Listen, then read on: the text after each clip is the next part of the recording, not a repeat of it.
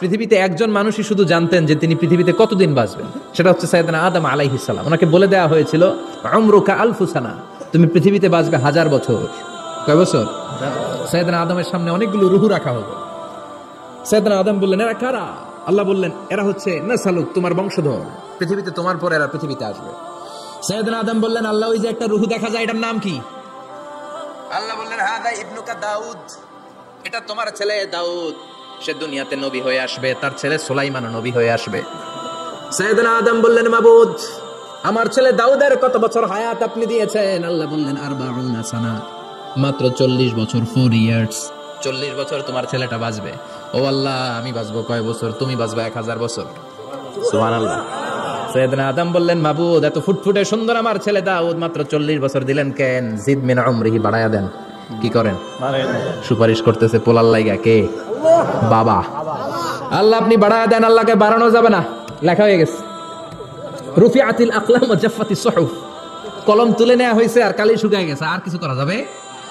সাইয়েদনা আদম বললেন, মাবুদ, আমার 1000 বছর কেন দিলেন? আমার এই সুন্দর ফুটফুটে ছেলেটারে মাত্র শুধুমাত্র 40 বছর কেন দিলেন? ও মাবুদ, আমার 1000 বছরের দরকার নাই, আমার 1000 বছর থেকে 60 বছর আমি আমার ছেলেরে দিয়ে দিলাম। দাউদ আলাইহিস সালাম বাঁচবে 40 বছর, তো বাপ আদম যদি আরো 60 দেয়, 40 আর 60 মিলে কত হয়? 100।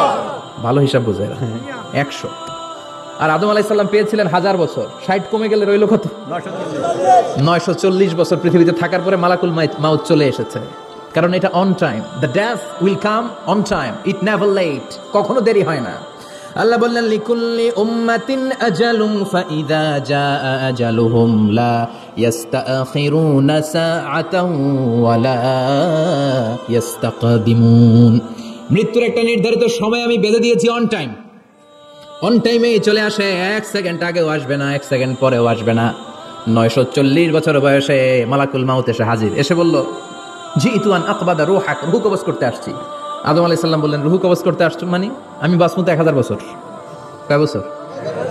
মালাকুল মাউত বললেন, না না, ওই যে আগের কথা স্মরণ করেন, আপনি 60 বছর দিয়া দিয়েছিলেন। কয় না, আমি দেই নাই, আমি আরো বাঁচুম, আরো 60 বছর পাওনা আছি, আমি দেই নাই। মালাকুল মাউত বললেন, আপনি দিয়েছেন? আদম বলে, দেই নাই। মালাকুল মাউত বলে, আল্লাহ ঘটনা দেখেন, দিয়া কয় দেই নাই। আল্লাহ কয়, থাক, কথা কইস না, আয়া পড়। সুবহানাল্লাহ পড়ো। নাসিয়া আদম ফানাসিয়া বানু, ভুলে গেছেন। আমরা ভুলে যাই, আমরা খেয়ে বলছি খাই নাই, নিছিলাম পকেটে, কয় নেই নাই। এরকম ডাকাইত আছে না নাই? নাসিয়া আদম ফানাসিয়া বানু, বিশ্বনবী বললেন, আদম ভুলেছে তো তার সন্তানরাও ভুলে যায়। জাহাদা আদম ফাজাহাদা যুররিয়াতু, আদম অস্বীকার করেছে, তার সন্তানরাও অস্বীকার করে। সেদিন থেকে আল কিতাব ওয়া শুহুদ, মানে লিখে রাখার সিস্টেম আর সাক্ষীর সিস্টেম চালু হয়েছে। 940 বছর বয়সে মালাকুল মাউত এসে আদম আলাইহিস সালামের রূহ নিতে পারে নাই। উনি 1000 বছর যখন হয়েছে, তখন এসে সাইয়েদনা আদম আলাইহিস সালামের রূহ কবজ করেছে। যেই দিন পৃথিবীর প্রথম মানব, প্রথম নবীর রূহ মালাকুল মাউত দুনিয়া এসে কবজ করেছে, ওই দিনটাও ছিল জুমাবার। সুবহানাল্লাহ, আল্লাহু আকবার।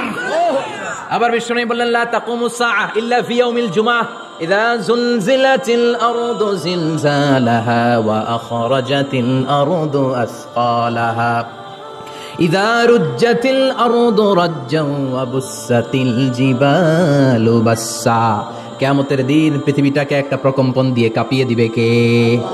মারাত্মক একটা ঝাঁকুনি দিবে আল্লাহ, পুরো পৃথিবীটা কেঁপে ভেঙে চুরে খান খান হয়ে যাবে। এই ঝাঁকুনি আর আর্থকোয়েক, ভূমিকম্প এর ঘটনাটা যেদিন ঘটবে, ওই দিনটাও হচ্ছে জুমার দিন। চিৎকার করে পড়েন সুবহানাল্লাহ।